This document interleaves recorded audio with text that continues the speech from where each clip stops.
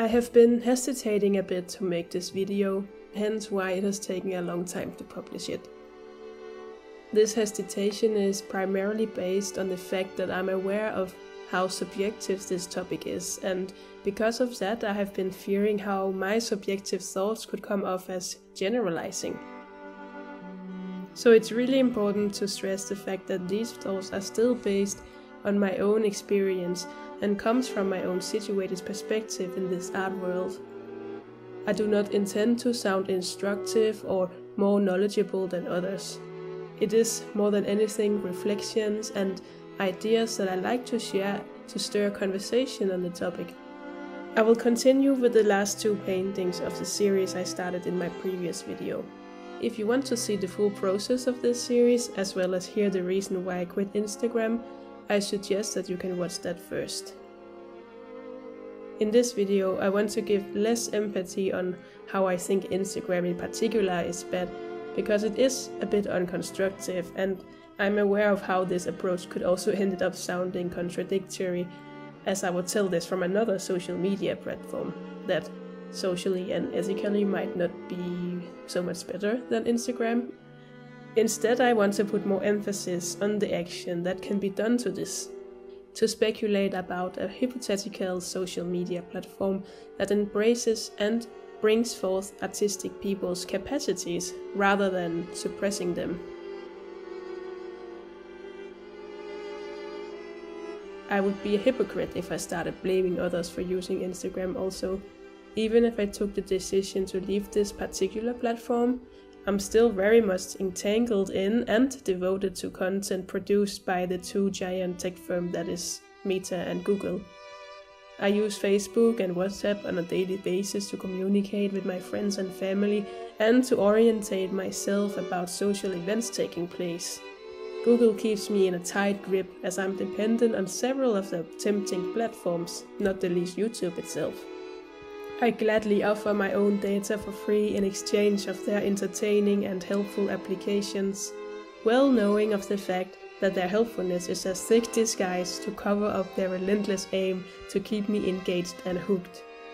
Meanwhile, I devour the easy, stream-wired and no-brainer functionality of these many apps and platforms.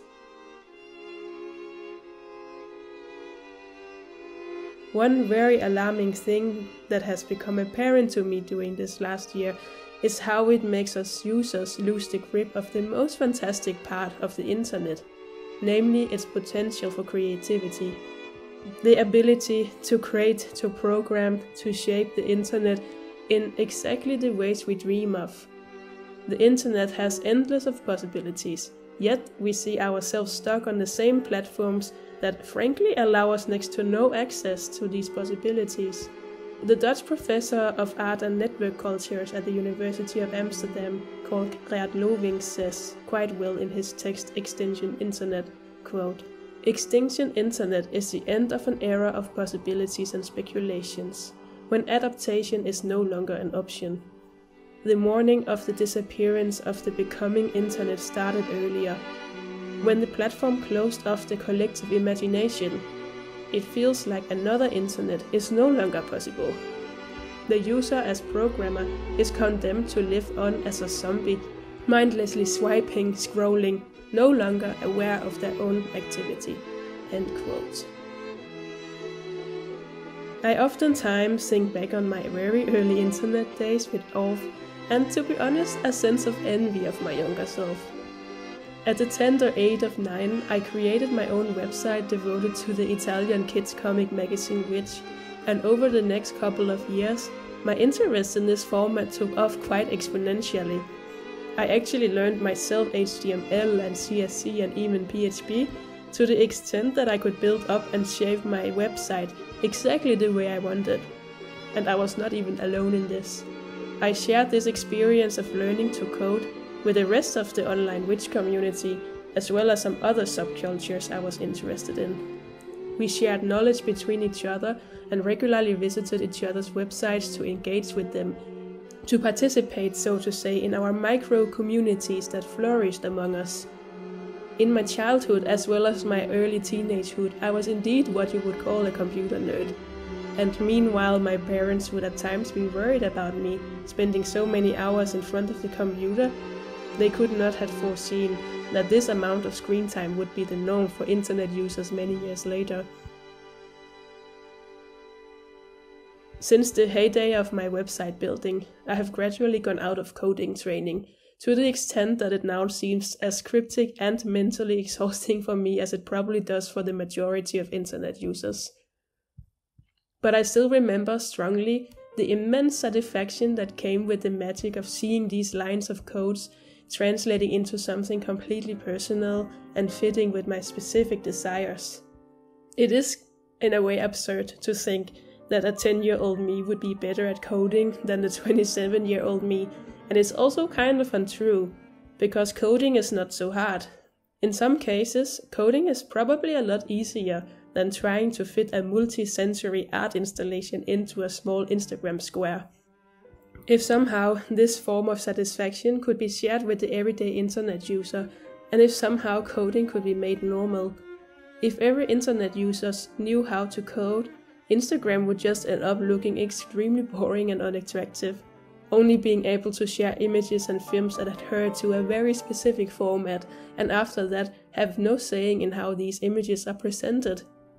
So, as I said in the beginning of this video, I wouldn't be focusing too much on what I find bad about Instagram for artists, and I explained why. Yet another reason for why that is because I recently listened to an extremely fulfilling podcast episode by The White Pube that my friend showed me some days ago, and that explores exactly this matter. In this episode named Instagram Has Ruined the Art World, What Now?, the two hosts Gabrielle de la Punte and Sarina Mohammed and their two guests Kim Fowl and Hannah Ash point out several extremely on point as well as triggering reasons for why Instagram is bad for artists, and more importantly, why artists should leave it. One of their repeating arguments being how Instagram ruthlessly strips the user of their digital independence.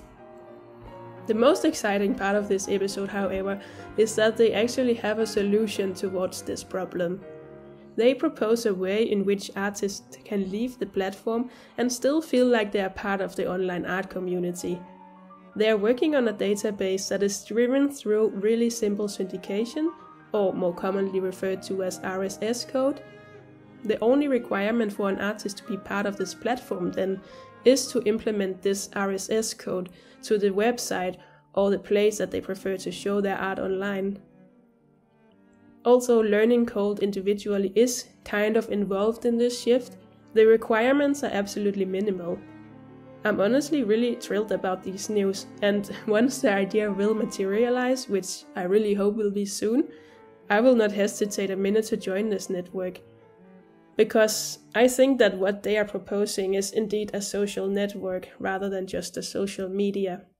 A place for artists to really come together and to find interest in each other's things.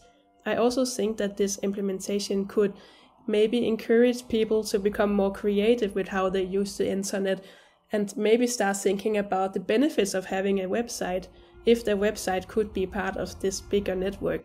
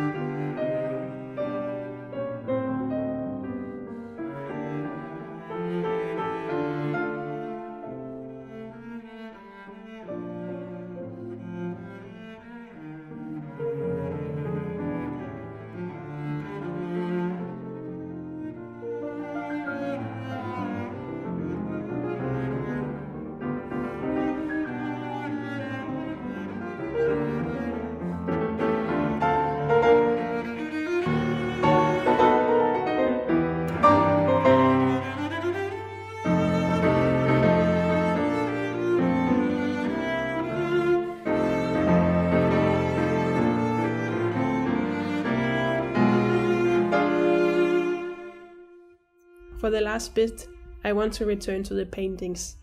So for those of you that didn't see my last video, I can explain quickly that I painted over 6 paintings that I made during a period of a lot of confusion, creative lack and a high amount of hours spent on Instagram. These paintings did nothing to me. I felt no connection or inspiration from them. They simply reminded me of a time in my artistic development that I feel very uncomfortable thinking about. So I decided to cover them and create 6 new paintings that reflected back on the time, more or less all of them using some sort of gloomy selfie as reference. And I wanted to trap them in their frames, making them all uncomfortably claustrophobic to look at. Too large for their predestined squares. Together they form a grid, tying it back to the grid I used to put my own paintings into for many years. Thank you very much for watching, and I hope I will be back soon. For sure this was a little bit of a long gap, but I also have a lot of things to see to. I have my studies, I have my work, I have deadlines, and I hope that you can bear with me if my videos will not come as often as they came in the beginning.